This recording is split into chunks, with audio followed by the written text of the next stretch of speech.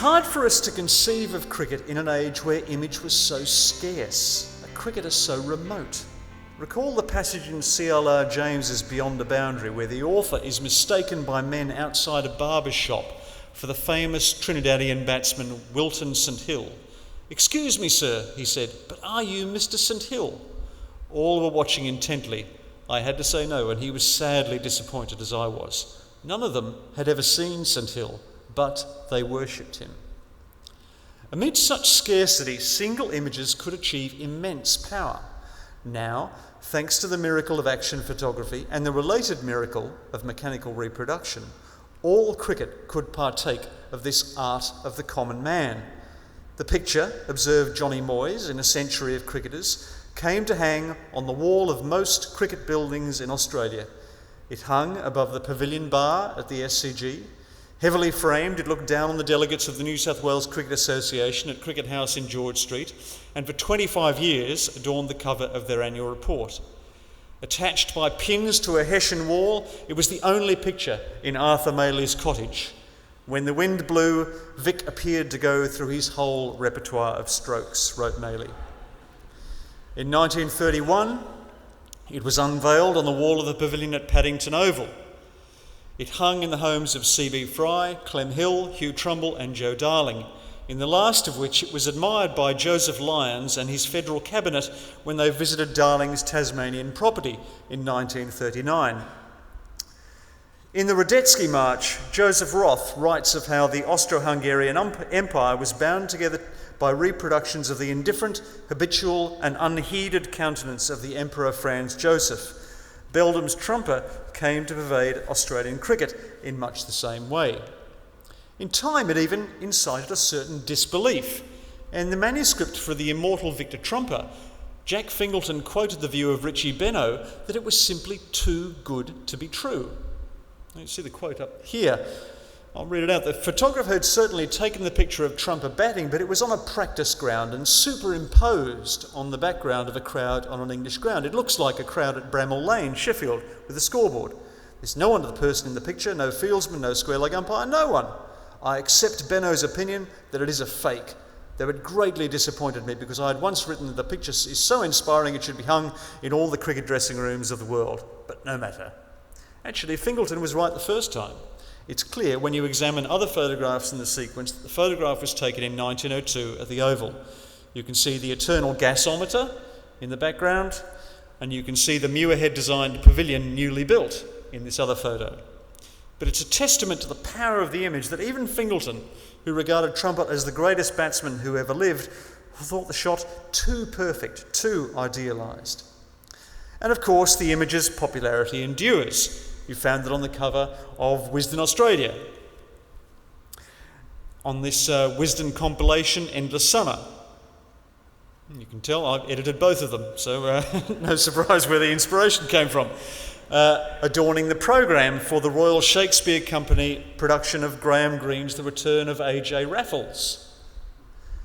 It booms out on this poster for UMI's album Victor Trumper's Ever-Lovin' Pop and Soul Review.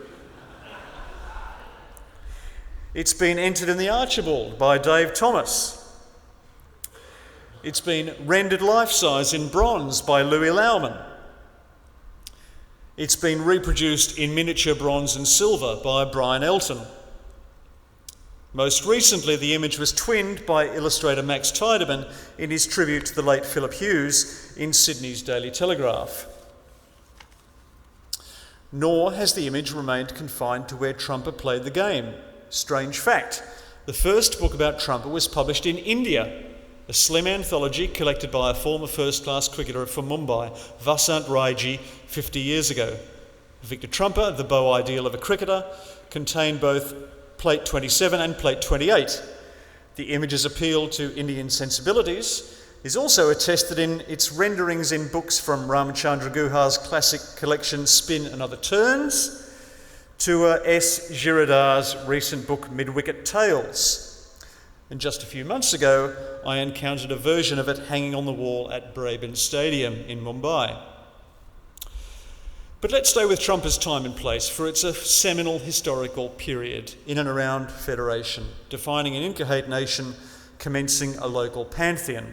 As Vance Palmer put it in the Ledger of the 90s, men cannot really feel at home in any environment until they have transformed the natural shapes around them by infusing them with myth.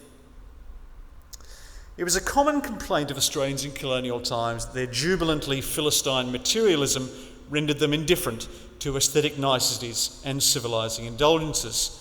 Thus, Richard Tuppenny in Town Life in Australia, 1883. It cannot be understood too thoroughly that Australia is, before everything, a money-making place. Thus, J.A. Froude in Oceania, 1886. The Australians aim at little except what money will buy, and to make money and buy enjoyment with it is the be-all and end-all of their existence. Thus, Francis Adams, in The Australians, a Social Sketch from 1893, to speak of culture and society in Australia, in the sense that one does of the greater European capitals, would be like speaking of snakes in Iceland. Disinterested study is unknown in a country where everyone is still in haste to gamble, grab land, or create a business.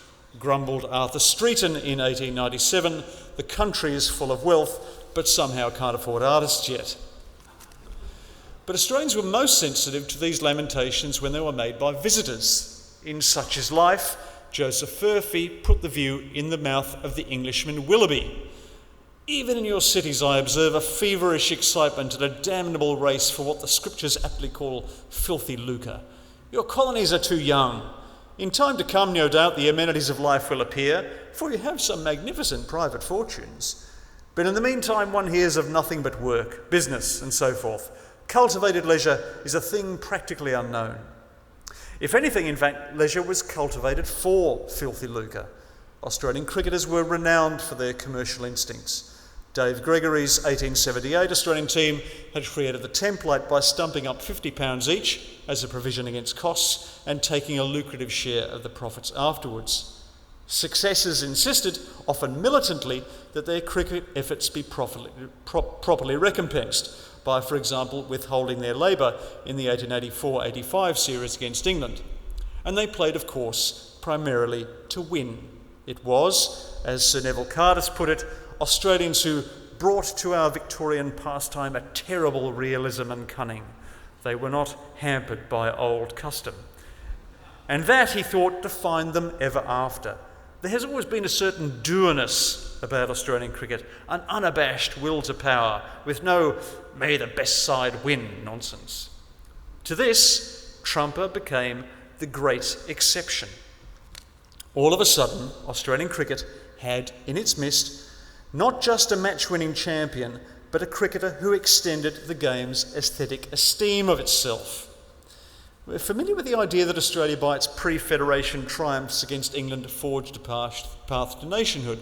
But we underestimate, I think, the revolution Trumper presages by batting beautifully, in an expansive and carefree way, seemingly removed from temporal concerns and financial exigencies, a mot juste to the world's Willoughbys, a rebuke even to the world's Carduses. Nothing realistic or cunning about Plate 27, the very opposite of doer.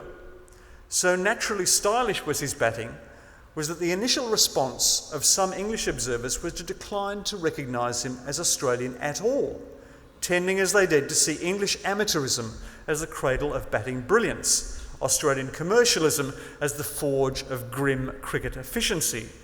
It was Fry, in the Strand magazine in August 1902, who first made this explicit by audaciously claiming Trumper for England. Trumper, he wrote, appears to unite in his person the utilitarian virtues of Australia with the artistic virtues of the old country. Or, perhaps it is fair to say, he is more like a very good English batsman than a very good Australian,